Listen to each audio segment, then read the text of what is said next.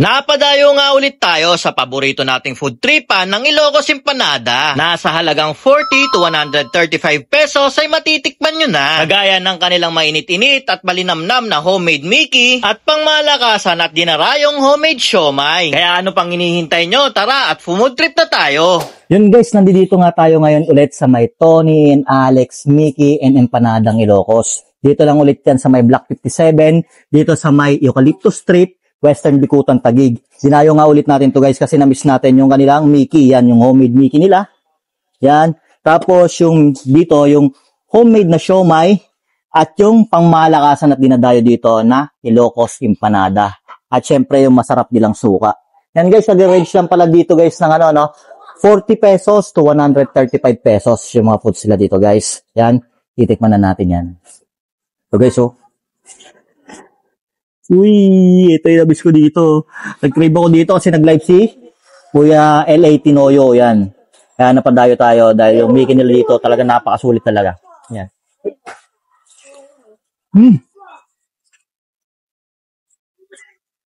Dito guys. Dito talaga, yung homemade talaga nila na noodles. Banalo talaga. Ito yung babalik-balikan mo dito. Tap.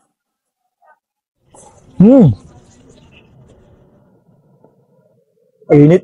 Oops. Ayan. Ay, matusok ah. Ito, tinidor. Sigurado to. Tusok na to. Yung egg. Sabes tayo ba? Ito ba?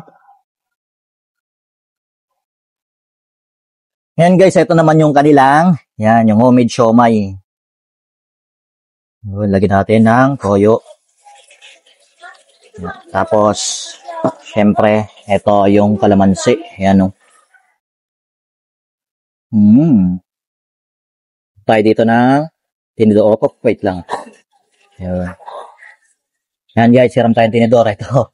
Ayan. Abes. Top. Iba talaga yung siomay nila dito. So guys, napakita yung laman sa loob. Guys, sulit meaty talaga, hindi yung puro wrap lang, Wrap. Guys, ito naman yung kanilang dinadayo dito na Empanadang Ilocos. The best. Ayan. Ito talaga yung nagpapalaway sa akin Tapos yung kanilang suka. Yung suka nila dito guys. Talagang maraming pipino at sili yan.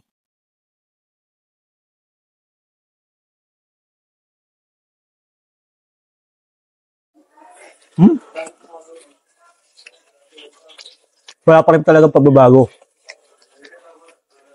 The best pa rin talaga yung timpla ni ate dito.